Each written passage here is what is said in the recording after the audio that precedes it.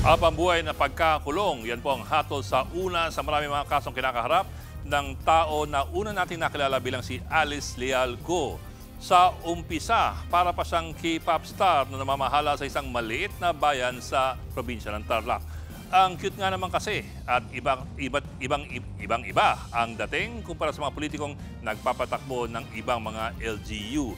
Ito po ay video niya na nilabas sa kanyang YouTube channel isang buwan bago siya manalo sa pagka-alkalde ng Bamban-Tarlac taong 2022. Anak daw siya ng isang Chinese national at isang Pilipina.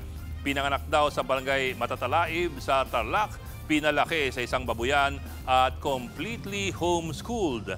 Para nga talagang teledrama. Pero sumabit siya nang madiskubre sa Senado ang kanyang relasyon sa mga pogo at scam hubs na nahanap sa kanyang jurisdiksyon. At hindi lamang sa kanyang jurisdiksyon pero sa anino ng kanyang munisipyo at sa footprints ng kanyang mga negosyo. Ang Baofu Land Development Corporation kung saan siya part owner, may-ari pala ng kinatatayuan ng pinakamalaking pogo at scam hub sa rehiyon na paulit-ulit na niraid ng mga otoridad. At dahil dyan, naungkat tuloy ang kanyang pagkatao. Ang charming na si Alice Go ay ang misteryosong si Guo Huaping, isa pong Chinese national na dumating lamang sa bansa taong 1999 sa ilalim po ng isang Special Investors Resident Visa. Yan po ang findings ng Branch 34 ng RTC noong Hunyo 2025.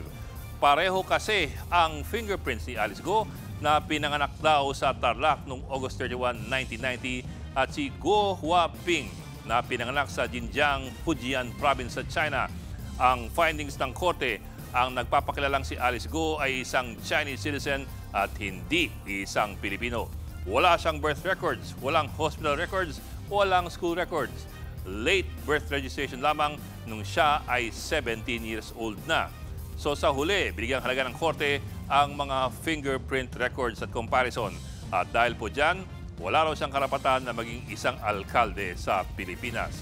Pero hindi dyan nagtatapos ang problema ni Guo Huaping. Sari-saring kasong silang palaban sa kanya, human trafficking, money laundering, illegal gambling, at pati ang suspicion na isa siyang Chinese spy. Hulyo 2024, naglabas ang arrest warrant ng korte laban kay Go na agad namang tumakbo sa labas ng bansa.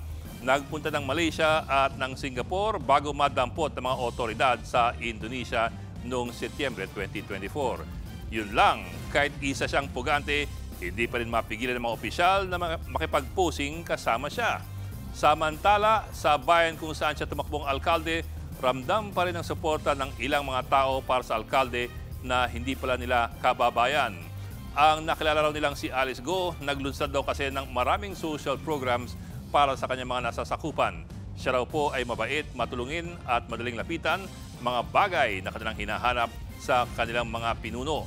At yan na po marahil ang malaking kabalintunaan.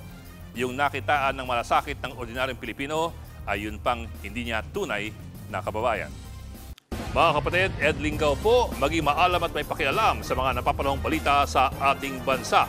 Para sa mas malilimang pagtalakay at paghimay sa mga issue at headlines, mag-follow at mag-subscribe sa social media pages ng News 5.